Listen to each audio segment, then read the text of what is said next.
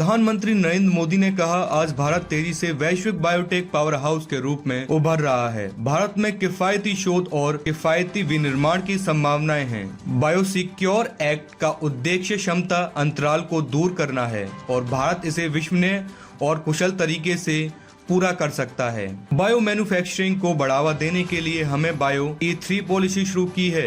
यह एक भविष्य की नीति है। E3 का मतलब है अर्थव्यवस्था, रोजगार और पर्यावरण के लिए जैव प्रौद्योगिकी।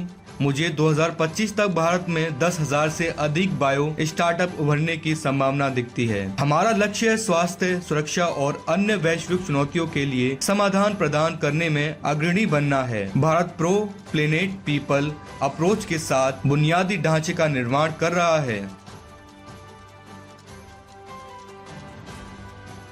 आज भारत तेजी से ग्लोबल बायोटेक पावर हाउस के रूप में उभर रहा है और जैसा आप सब साथियों ने कहा, भारत में बायो फार्मा रिसर्च प्रमोट करने के लिए एक फर्टाइल इकोसिस्टम है।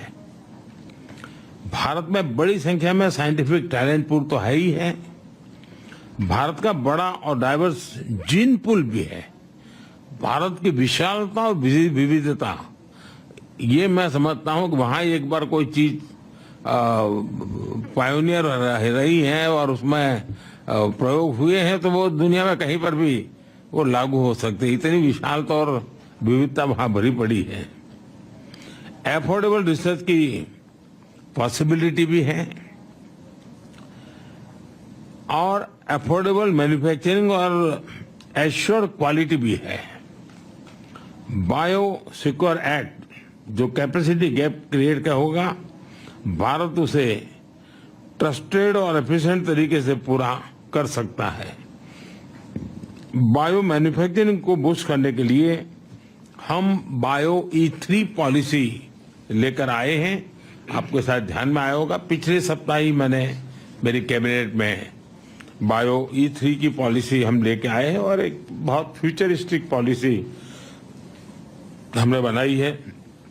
बायो E3 यानी biotechnology for economy, employment and environment, इन तीनों चीजों को लेकर के मैंने बायो E3 पॉलिसी को बल दिया है। 2030 तक भारत की बायो इकोनॉमी बढ़कर $300 बिलियन की होने की हम संभावना देखते हैं।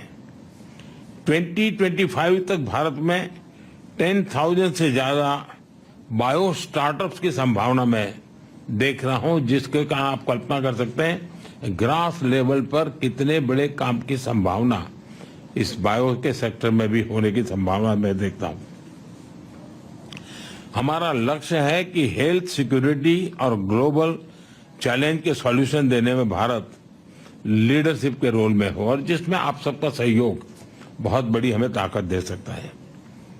भारत प्रो प्लेनेट पीपल के अप्रोच को लेकर इंफ्रास्ट्रक्चर बना रहा है, इनोवेट कर रहा है। 2030 तक 500 गीगावाट रिन्यूएबल एनर्जी के टारगेट को अचीव करने के लिए हम एक साथ कई स्तर पर काम कर रहे हैं और इसलिए आपके लिए मैन्युफैक्चर में भी अद्भुत संभावना है। फ्रेंड्स, आत्मनिर्भर और सशक्त भारत की विकास यात्रा में आप सभी को मैं एक सहयात्री के रूप में, एक सहभागीदारी के रूप में हमेशा मानता हूं, देखता हूं और उस प्रकार से हमारी यात्रा भी रही है, आप सबका अनुभव भी है। और मुझे विश्वास है कि भारत और अमेरिका की टेक कंपनीज मिलकर ग्लोबल चैलेंजेस के समाधान से में अहम रोल निभाएगी। मेरी टीम